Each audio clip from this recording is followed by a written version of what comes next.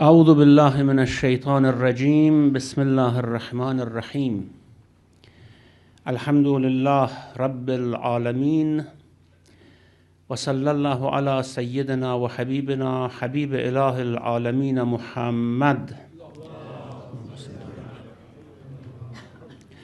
وعلى آله الطيبين الطاهرين المعصومين المنتجبين أعظم الله أجورنا وأجوركم بمصابنا بالحسين عليه السلام. As you know, the title of my topic for these 10 nights that inshallah will gather here is Kerbela, the battle for Ta'wil. And I will try in this series to somehow look at the whole event from a perspective which gives us a comprehensive understanding, inshallah, why this happened. Of course, the event was a stigma on the face of Muslim Ummah.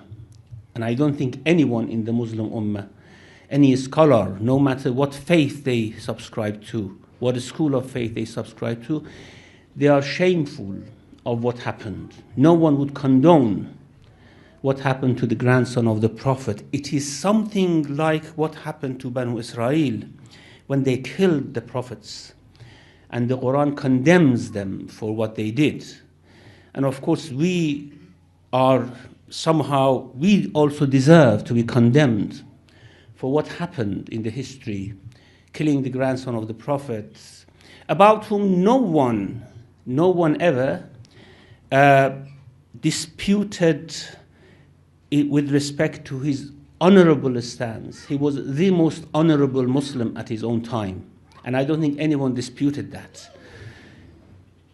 Of course, we may dispute about his imamah, whether he was an imam or not. This is something that Shias and Sunnis divide about on it. However, about the fact that he was the most honorable Muslim in his time, no one has any disputes.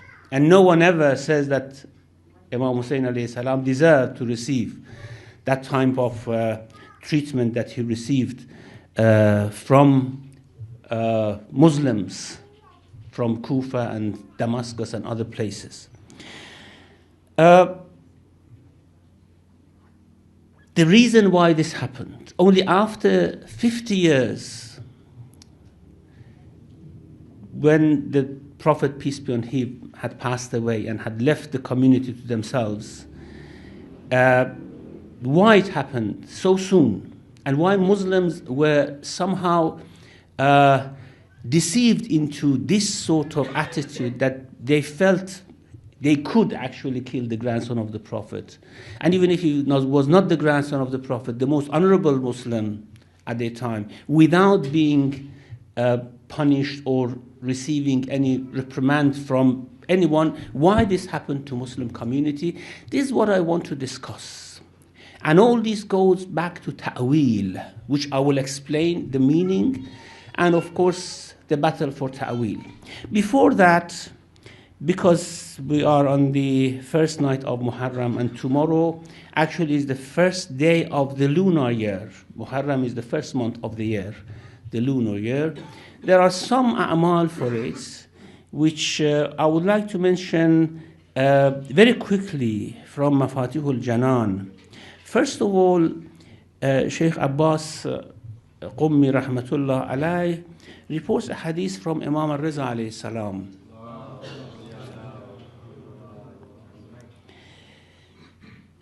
Imam alayhi salam said, كان أبي صلوات الله عليه إذا دخل شهر المحرم لم يرى ضاحكا. My father, Imam Musa ibn Ja'far alayhi salam, whenever the month of Muharram arrived, no one could see him laughing. وكانت كآبة تغلب عليه حتى يمضي منه 10 أيام. And a sort of gloom covered his face for the first 10 days. And before that 10 days, this gloom didn't go away from his face. فإذا كان اليوم العاشر كان ذلك اليوم يوم مصيبته. When the 10th day came, that day was the day of his grief and sadness, وحزنه وبكائه, and crying. ويقول هذا اليوم الذي قتل فيه الحسين. And he used to say that this is the day when Hussein was killed.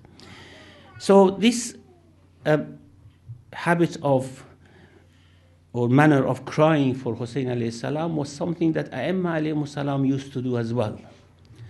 Now between Imam al-Kadhim alayhi salam and Imam Hussein alayhi salam was more than 100 years time, but still the grief was there, the sadness, and it was not something only related to the family ties or family relations. It was something related to faith, most certainly. Now, there are certain salats that are recommended to be performed on this night. That's tonight. Maybe some of you have already performed that. The easiest, I don't go through all these salat, but the easiest is 2 rak'ah. In each rak'ah you do 1 hamd and 11 times tawheed. So that's very easy. In 5-6 minutes this salat could be done, and there is lots of merits mentioned for this salat from the Prophet, peace be on him, because this is the first night of the year actually. So the Prophet is reported to have said that whoever performs this salat and of course fast on the first day of Muharram, which is the first day of the year, the lunar year, he will be like someone who continuously is on khair. So this is a very easy ibadah that inshallah all of us can do. And the fast of the first day of Muharram is very much recommended.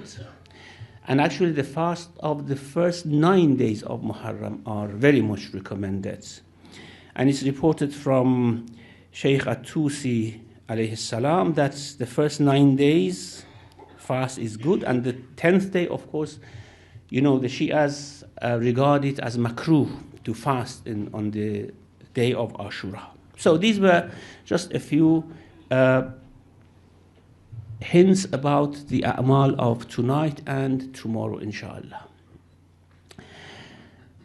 Now, about the main topic,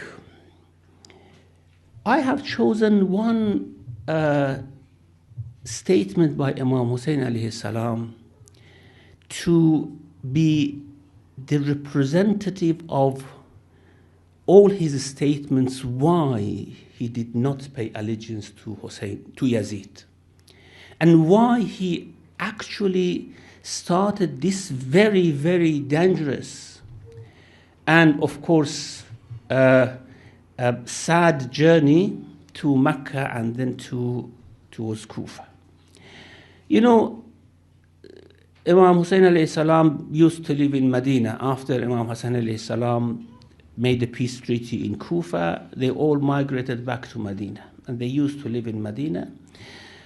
They had a peace treaty with Muawiyah, and in that peace treaty there were several articles which all of them were violated one after another by Muawiyah. However, Imam Hassan and Imam Hussein alayhi salam, both in their own times, because after the demise of Imam Hassan alayhi salam, Imam Hussein was leading the Ahlul Bayt, Banu Hashim, for 10 years, and he was honoring the peace treaty. Although Muawiyah was violating all the articles one after another, he was keeping the peace treaty as a pact which he used to honor. Now, after Muawiyah passed away, one of the articles of the peace treaty, as you know, which is very famous, that Muawiyah should not appoint anyone after himself. when he passes away, and the issue of khilafah of the community should be decided by the ummah themselves as a shura. This was one of the articles of the peace treaty. Now, Muawiyah violated this as well. Despite that, Imam Hussein alayhi salam didn't want to make any move to say that now that you have violated the peace treaty, we want to fight. Because, of course, the Muslims were not ready for that, not prepared for any sort of move. And, of course, the bloodshed was useless. However, Imam Hussein was forced to move out of Medina and to set out for such a journey, which of course led to the confrontation.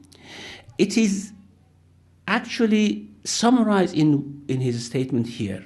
When the news of the demise of Muawiyah reached Medina, the ambassador, the messenger who brought the news, gave the orders of Yazid to Walid ibn Utbah, the ruler of the Amir of Medina as well, that he wants the allegiance of Hussein alayhi salam. Of course, he was advised by his father Muawiyah that you will be the Khalif, you will be the Khalifa, the Caliph, but do not seek allegiance from Hussein, because he's not going to give you allegiance. Muawiyah was, of course, clever. Yazid was a sort of wayward boy. He didn't know how to rule. So he disregarded the advice of his father and he said, I want allegiance of Hussein. And of course, Imam was summoned during the night, immediately by Walid ibn Utbah, and he said that Muawiyah has passed away and we need your allegiance for Yazid. And they knew, he and Marwan who were present, they knew that Hussein alayhi salam was not going to pay allegiance to Yazid. But Hussein alayhi salam put it in a very, very beautiful way, making it a statement which finished all the argument. They could not argue with Hussein anymore after Imam Hussein mentioned this statement. The Amir of Medina, Walid ibn Utbah, he was the cousin of Muawiyah. His father, Utbah, was brother of Muawiyah. He was killed in Badr by Ali ibn Abi Talib alayhi salam. Despite that, he respected Hussein very much. And it's very clear, when Marwan told him that we shouldn't let Hussein out of this room, he should pay allegiance or we should kill him, Walid ibn Utbah said, am I going to meet the prophets on the day of resurrection with Hussein's blood on my hand? I'm not going to do this. So the respect of Hussein alayhi salam was even clear for Walid ibn Utbah, whose father was killed by Hussein's father. Very clear. Now, the statement that Imam Hussein made is reported to be like this: Ya Amir, inna ahlu bayt al-nubuwah wa ma'din al-risalah wa mukhtalafu al-malaika wa Yazid rajulun fasiq sharib al-khamr qatil al-nafs al-muharramah mu'linun bil-fisq وَمِثْلِي لَا يُبَايُعُ مِثْلَهُ. Very clear. That meant that Hussein alayhi salam was never going to give allegiance to Hussein. He said, Ya Amir, we are the house of Nubuwwah. And we are the mine of Risala. From this family it has come, the Risala, the messengership. And we are Mukhtalaful Malaika. We lived in a house where the angels came to the prophets, brought the revelation. And Yazid is Rajulun Fasiq. Fasiq is someone who has no respect for faith. He has no respect for faith. Sharibul Kham, it was quite clear for all Muslims that Yazid manifestly, not covertly, manifestly drank wine, alcohol. Qatilun Nafs al-Muharram. He is a murderer. He has killed many Muslims. And he doesn't try to hide this. He is mu'linun bil-fisq. He is not having any respect for any scruples for the articles of faith. And how do you expect that someone like me would give allegiance to someone like him? It's not the question of Yazid And it's not the question of Hussein alayhi salam. The way he has put it is very beautiful. وَمِثْلِي لَا يُبَايِعُ مِثْلَهُ. Someone like me cannot pay allegiance to someone like Yazid. And as I said, had they left Hussein alayhi salam to live in Medina in peace, he wouldn't have made any objection. What they wanted from him was to justify Yazid's rule, something that he couldn't do. It was a betrayal to the Prophet, peace be on him, wasn't it? Had Hussein paid allegiance to Yazid, he had betrayed the Prophet, he had betrayed the whole message of his grandfather. So he couldn't have paid allegiance to Yazid. So this is how it happened. Now, why now? One very big question here is not the question of Yazid and Hussein alayhi salam, as I said. It's the community of the Muslims. What happened to them that they agreed to someone like Yazid to rule them? You may say that they were forced, they were coerced to that. Had they made any objection, they would have been killed. So what? Hadn't they made all those sacrifices at the time of the Prophet, peace be on him? Hadn't they fought with all their souls and lives and property and children for the sake of Islam? Now what happened? Why the Muslims came to this situation? There's a very beautiful book, unfortunately it's in Persian and it hasn't been translated into English, by Marhum Sayyid Ja'far Shahidi. It's called After 50 Years. And he asks this question: what happened?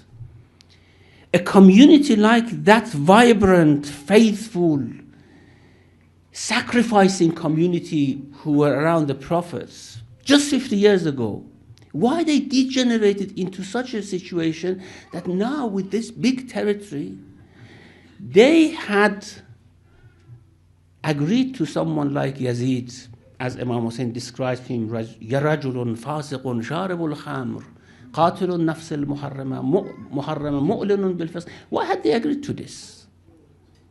This is what I call the whole question of ta'wil. You know, when we want to do things, we try to justify it. When all these Muslims reciting the Quran, reading the Quran, they were. When they're familiar with the concepts, ideas taught by the Quran, they were. The question was the way they understood it and the way they interpreted it is the question of ta'wil. Now, you all know, in the whole event of Kerbela, the two armies were both Muslims. They were all praying. As Imam Hussein prayed in his own camp, Umar ibn Sa'd and his soldiers, they prayed in their own camps. So they were all Muslims. They actually were saying that Hussein has rebelled against the caliph, so he is a rebellion. He's Khariji, he's a rebellion. So they had their own ta'wil on the issue. But why this led to such a big distance between the two ta'wil, when with one ta'wil, with one interpretation, people can come out and justify killing the grandson of the Prophet? How this happens? Now, I would like to mention a few hadith about this issue of ta'wil from the Prophet, peace be on him. There are several traditions, both in Sunni and Shia books, that the Prophet said that I fight on tanzil. Tanzil is revelation. That where I say that Quran is revealed to me, I present it, people either believe or fight me. So I fight on tanzil. However, those who come after me, they fight on ta'wil. They don't fight on tanzil. They don't say, no, we do not accept the Quran. They say, no, we do not accept your understanding of the Quran. We do not accept you are right according to the Quran. This is how it happens, usually. And this is why all these problems exist among Muslims. Of course, all Muslims believe in the same Quran, but they have all these differences. They have fought against each other. They have killed each other. And amazingly, just about 30 years after the Prophet, peace be on him, the companions started to fight against each other with the ta'wil, the way they interpreted the Quran. And that's why when Amirul Mu'minin sent Abdullah ibn Abbas to argue with the camp of Muawiyah, he told him, do not argue them by Quran, because Quran can take interpretations. Argue them by the Sunnah of the Prophet, because that is something which has taken place. They cannot argue it. The Quran, they can give you any interpretation. And we will see how the Jews used to do this and how Muslims did it. Unfortunately, no book was revealed after the Prophet, peace be on him, to tell us how the Muslims did do ta'wil and tahrif of the Quran. And tahrif, distortion in the Quran, when it's used in the Quran, it doesn't mean changing the words.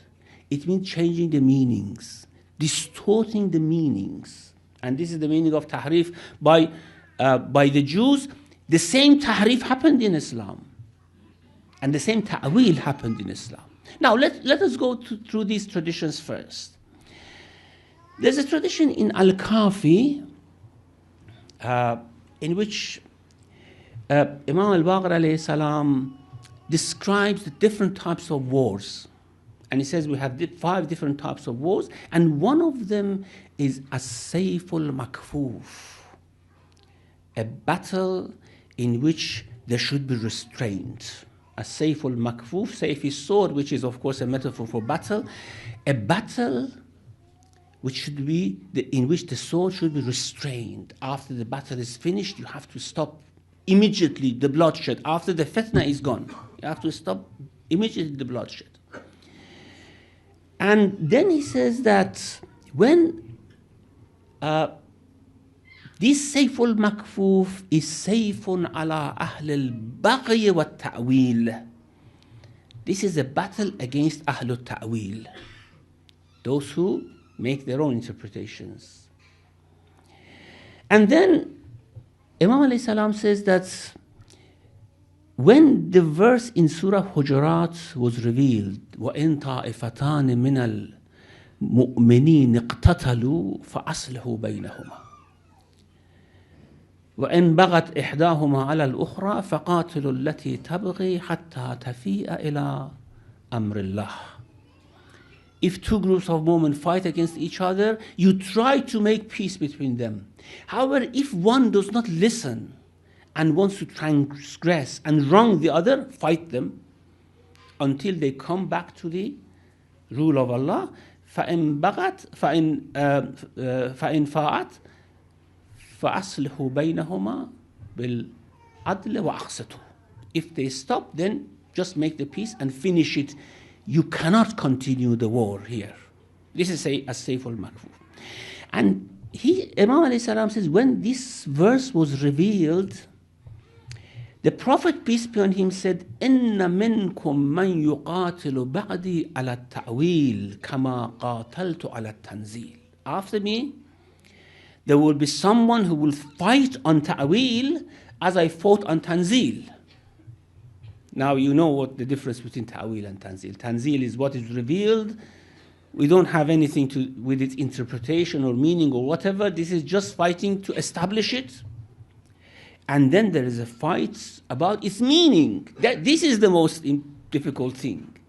Fighting on tanzil is easier. It's not easy, but it's easier because now you know the lines, you know the borders, you know this is kufr, this is iman. They reject it, you fight them. Fighting on ta'wil is very difficult. Why? Because the one who's standing in the opposite camp recites the same verse as you recite, believes in the same Quran as you believe in, but it gives it a different ta'wil, a different interpretation. Now, the question is, okay, what should we do? This is what we will come to later. This is unavoidable. Every faith Look at Christians, look at Jews, look at any other faith. There's always a battle on ta'wil after every prophet. فَتَقَطَّعُوا أَمْرَهُمْ بَيْنَهُمْ زُبُرًا. This is what the Quran says. After every prophet, they started to divide, to fight against each other. كُلُّ حِزْبٍ بِمَا لَدَيْهِمْ فَرِحُونَ. This happened after every prophet. Didn't God know about this? Didn't prophets know about this? Yes, they knew. Why didn't they do anything about it? They did. However, the followers didn't want to take heed. They didn't want to take heed. وَلَقَدْ آتَيْنَا مُوسَى الْكِتَابَ فَاخْتُلِفَ فِيهِ. As soon as we gave Musa the book, there was disagreement about its meaning. Disagreement about its meaning. This is what the Prophet here says. إِنَّ مِنْكُمْ مَنْ يُقَاتِلُ بَعْدِي عَلَى التَّأْوِيلِ كَمَا قَاتَلْتُ عَلَى التَّنزِيلِ. After me, some of you will fight on ta'wil of the Quran, on its meaning, as I fought on tanzil of the Quran, on its revelation. فَسُئِلَ النَّبِي صَلَّى اللَّهُ عَلَيْهِ وَآلِهِ مَنْ هُوَ. The Prophet was asked, who's this man? Who is this who will fight on ta'wil after you? فَقَالَ خَاصِفُ النَّعْلِ. The one who repairs the shoe, the sandal. Now, in other traditions, it explains why Prophet says this, because they were actually on a journey and Prophet's sandal, its rope was torn and Amir al-Mu'min was repairing it.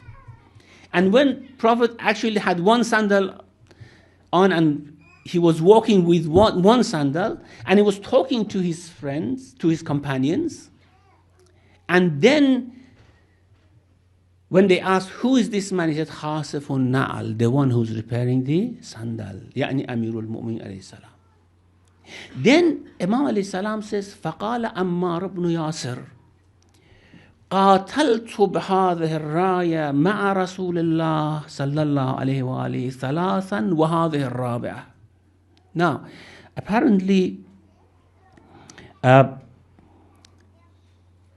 this statement of Ammar is on the Battle of Siffin. He says, I have fought against this banner 3 times with the Prophet. The banner of Muawiyah, because Muawiyah was on the other side, in Badr and in Khandaq and in Uhud. And Ammar says, I have fought this banner 3 times at the time of Muawiyah, at the time of the Prophet. And this is the 4th time I'm fighting against this banner. Now, of course, Muawiyah was not fighting on Tanzil. In Badr and Uhud and Khandaq, Muawiyah was fighting on Tanzil. He didn't want to accept the revelation. He was fighting against Tanzil. Here, Muawiyah is now an insider. He has accepted and is fighting on Ta'wil. And Ammar says that, I have fought against this banner. This is standard 3 times at the time of the Prophet. وَهَذِهِ الرَّابِعَةِ. And this is the 4th time. And he says, وَاللَّهِ لَوْ ضَرَبُونَا حَتَّى يُبَلِّغُوا بِنَا السَّعَفَاتِ مِنْ حَجَرٍ لَعَلِمْنَا إِنَّا عَلَى الْحَقِّ وَإِنَّهُمْ عَلَى الْبَاطِلِ. I swear by God. Now this is how Ammar is actually stating, is saying that I am not wavering. Don't think that I'm now afraid that the other party are Muslim and we are Muslim, we are fighting against each other. You know that many Muslims actually distance from this battle. The more, so to say, pious ones, cautious ones, they said we don't want to involve, and they were called Mu'tazila. Of course, completely different from the Mu'tazila, the theological group. Like Abu Musa Ash'ari, like Rabbi ibn Khusaym, they said, we don't want to come in. Muslims fighting against Muslims. We don't want to be involved. Especially Rabbi ibn Khusaym came to Amir al-Mu'minin and said, Ya Ali, you know I have fought many battles with the Prophet. I don't want to be involved in this battle now. Send me to frontiers. I want to fight against the kuffar, not against the Muslims. And Amir al-Mu'minin sent him to Khurasan, and he is now buried near Mashhad, isn't it? Khaja Rabi in Mashhad. Very great man, quite ascetic. People get confused, of course. Now, who has the merits, Rabbi ibn Khusaym or Ammar ibn Yasir? Now, he says, I swear by God, if they beat us or made us to retreat, defeat us, until we go to Sa'afat min Hajar. Sa'afat are palm trees or leaves of palm, and Hajar is an area in Yemen, which was very famous for its date. That's the farthest part of Arabian Peninsula. He says, even if you are defeated, even we have to retreat to that area, I know that we are haq and they are batil. Now, these type of people are very rare in such disputes, isn't it? Very rare in such disputes, that they do not waver. The other party is bringing the Qur'an as the judge, and you don't know what to do. Let's stop bloodshed. Ya Ali, aren't you the companion of the Prophet, the cousin of the Prophet? Aren't you the one who fought all those battles with the Prophet to establish this faith? Now you are fighting against the people who are following this faith. It's very difficult. Very difficult. Fighting on ta'wil is much, much more difficult than fighting on tanzil. And here Ammar says, I do not waver. I know that we are on haq. And there's another hadith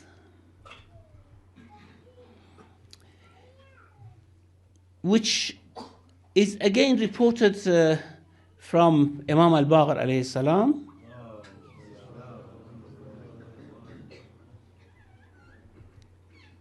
which says almost the same thing with the context about the shoe of the Prophet and these things. I don't want to mention this because it would be somehow repeating the previous hadith. However, we have another hadith from again Imam al-Baqir alayhi salam, in the same vein.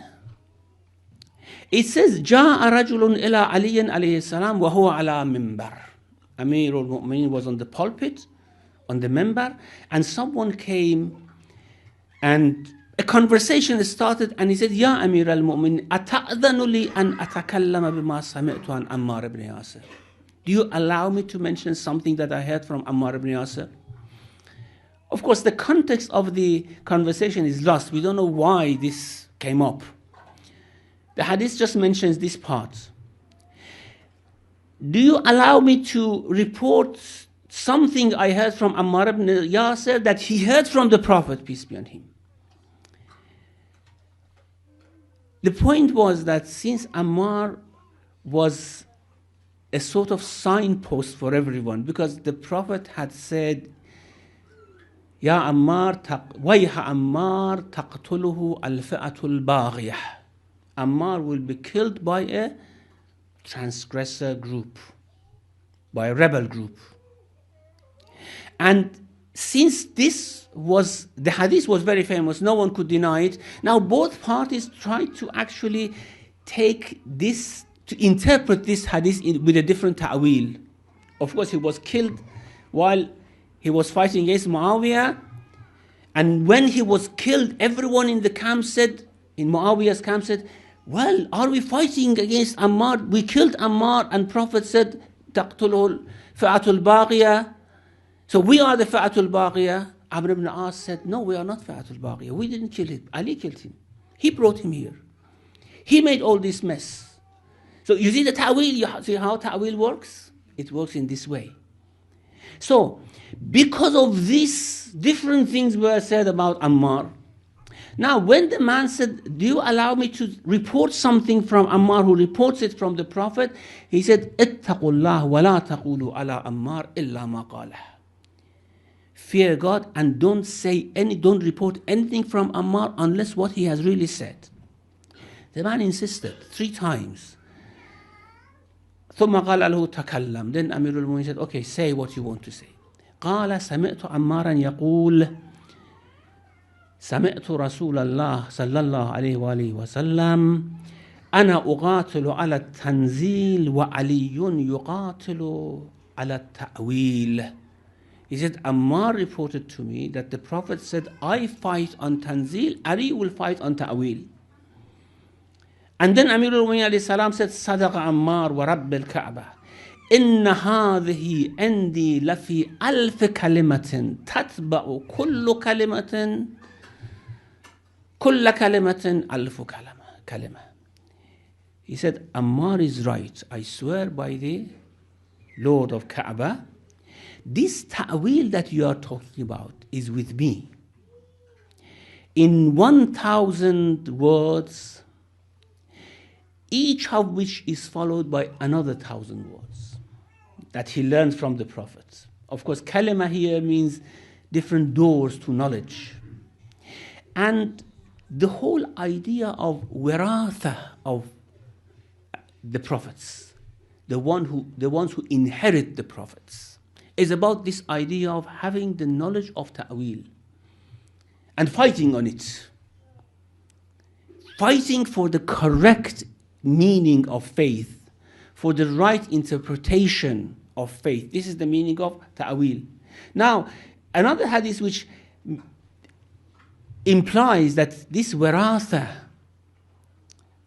means receiving the knowledge of ta'wil from the Prophet. I will talk about this in more detail, inshallah, tomorrow night. Why Prophet, peace be on him, knew the ta'wil, and how did he teach it to his warith, to his heir. Of course, his heir in the sense of this knowledge of ta'wil. And the ummah cannot be left without this knowledge of ta'wil. They cannot be left without it. And this is the whole argument of the Shia. You cannot leave the ummah without this knowledge. Otherwise, the ummah will be confused. Now you may say, okay, the A'immah could not make their point, and especially the Imam, the 12th Imam alayhi salam, is absent. What should we do? The answer is that Allah subhanahu wa ta'ala has provided us with what He has to provide us. Now what we do with it, that is then our job. That is our problem. How we treat them. Just like prophets. He sent prophets, people kill them. Just like ni'mah. He give us ni'mah, we disobey Him with it. And He sends these people with knowledge of ta'wil. He establishes them, He places them in their places, and we mistreat them. We don't want them, we don't listen to them. So, here Imam as-Sadiq alayhi salam, this is a hadith which actually Saduq reports from 3 of his shuyukh. He says, حدثنا أبي ومحمد بن الحسن وأحمد بن محمد بن يحيى العطار. All of them report this from Sa'd ibn Abdullah. And with his chain, he says that Imam as-Sadiq alayhi salam said, نحن ورثة الأنبياء. We are the heirs of the prophets. Heirs of the prophets, not only our prophet, heirs of the prophets. And then he explains what does he mean by it. What is the meaning of being heir of prophets? He says, جلل رسول الله صلى الله عليه وآله وسلم على علي عليه السلام ثوبا ثم ألفه 1000 كلمة كل كلمة يفتح 1000 كلمة. He said the Prophet covered Ali with a dress or blanket or something, and then taught him 1,000 kalima, which from every kalima 1,000 other kalima was opened. That was the knowledge of ta'wil, the knowledge of the butun, the deeper layers of this book, of the Quran, and what it means. Now, of course, I have to explain, this is on my shoulder, to explain in depth what does ta'wil mean. Because unless we know what does ta'wil mean, we wouldn't know what is the meaning of this wiratha of the prophets. And what is the task of A'immah alayhi salam, and why Hussein alayhi salam, as someone who carried this ta'wil, who was endowed with this ta'wil, could not pay allegiance to Yazid. Inshallah, we'll continue with this tomorrow night, because the interesting thing is that what we believe about Mahdi alayhi salam, according to many traditions, is that he is the man of ta'wil. He will fight on ta'wil in the same way that Ali fought on ta'wil He wouldn't, of course, fight on Tanzil. Everyone now believe in the Quran. Quran is established. He will fight on Ta'wil, not on Tanzil. Inshallah, we leave this for tomorrow night. Wa sallallahu ala Muhammadin wa alihi at-tahirin.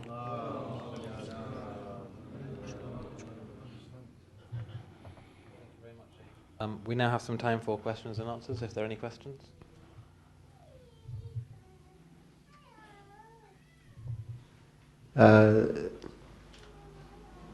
Thank you, Sheikh. When we discuss about the Quran, we use the word tafsir. Now here in the hadith as well, there is the word ta'wil. I know you're going to explain in depth but in short, why was the title given ta'wil and not tafsir? No, tafsir is different. Tafsir is just explaining the words, the meaning of sentences. Ta'wil is what is really intended by it. That's very different. I mean, you may just state a sentence, but the meaning which is understood from it may be quite different from the meaning that you have in mind, the intended meaning. Ta'wil talks about the intended meaning. Tafsir talks about the apparent meaning.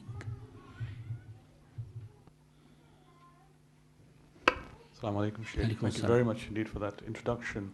It proves to be, inshallah, a very interesting discussion on the events of Kerbela.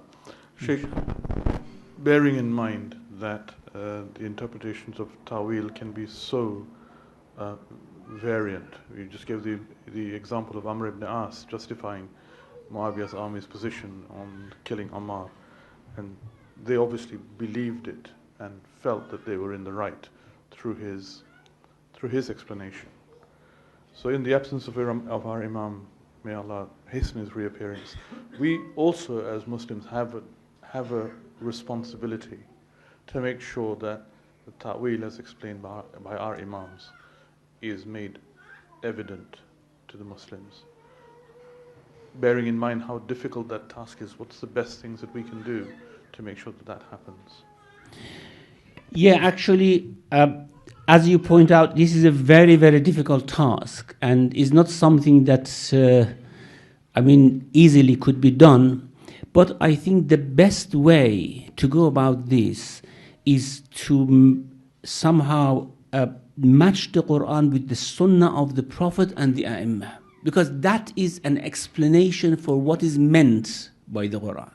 You see that, for example, some people say that, okay, we separate Quran from the Sunnah or from the Hadith because Hadith is a probable literature and Quran is a definitive literature. And then we try to understand it the way we understand it without referring in any sense to the Sunnah of the Prophet. This is actually divesting the Quran from its interpreter. That's the Sunnah of the Prophet and Aimma alayhi salam. Finding out the right Sunnah of the Prophet is very important. And how people actually interpreted in different ways. Now, I will discuss that not everyone has an evil intention for wrong ta'wil. However, unintentionally they go to that ta'wil. The responsibility is, I think the best way is good research, good conversation, good dialogue, to establish a sort of rational discourse between different groups, or even among ourselves, because we don't need to prove anything to other groups. Even among ourselves, we are confused about the right ta'wil. So I think we don't have an easy way for this. It's all to do with good research, good understanding, and of course, good intention. If the good intention is not there, we never can understand. Thank you, Sheikh. But bearing that in mind, is this ta'wil something that's dynamic? Does it change depending on our experience and our knowledge and an increase in understanding? Or is it something that's a basic truth and that remains constant? No, actually, ta'wil, in one of the meanings that I will mention inshallah later on, is the changing instances of different verses. that the instances change. And this is what Aimma alayhimus salam used very much in their ta'wil. For example, saying that this verse refers to us, or this verse refers to that person in certain time, 100 years after the revelation, showing that the dynamic nature of ta'wil, how it may refer to different people at different times and different circumstances. So this is one very important aspect of ta'wil. However, of course, it needs someone with that depth of knowledge to be able to find out. Assalamu alaikum, Shaykh. And my condolences on the death of Imam Hussein in these nights. I have a quick question based on the question that you posed about Ammar bin Yasir and another companion. You said, who then holds the greater merit? Now, from a personal perspective, obviously because I'm Shia, I would obviously say Ammar bin Yasir for, how do I say, backing Imam Ali alayhi salam, even to the extent of wherever the location he gave that he got pushed back to. But what would you say about the other companion, from your perspective? Is he as lesser merit than Ammar bin Yasir for wanting to not fight and stand for with Imam Ali? Well, the question is a bit difficult because it is geared with some theological issue, and that is the integrity of the Sahaba and the equality of all of them in their merits to a certain degree. However, I don't think anyone doubts. I mean, even the Sunni brothers, they do not doubt about different levels of merit of the Sahaba, as they actually grade them, saying the most merited companion was Abu Bakr, then Umar, then Uthman, then Ali, then of course Al-Asharatul Mubashshara, and then others. So there's always this idea that not all Sahaba are equal to each other in their merits. This is quite natural, and this is something which every rational mind can understand. Now, my question is, someone who in such difficult times cannot bear the brunt of the difficulties of ta'wil and these fightings, we don't say that he's a bad man. Rabi ibn Khuthaym is a very respected companion of the Prophet. I mean, I go and visit his shrine, and he's very respected. But certainly, this is a blemish in his record history, that he could not find out what is haqq and what is batil. It was not only Ali alayhi salam. You know that in Siffin, in the camp of Amirul Mu'mineen, 18,000 companions from Muhajirun and Ansar were fighting against Muawiyah. In the other camp, only 4 or 5 companions were fighting. It was very easy to find out who was right, who was wrong. Not that easy, but I mean, just always having this idea that Muslims against Muslims, I don't want to come in. This is not always the right position to take. That's what I wanted to say. Thank you very much, Shaykh. I think we'll end there. Muhammad wa al Muhammad salawat. Allahumma salli ala Muhammad.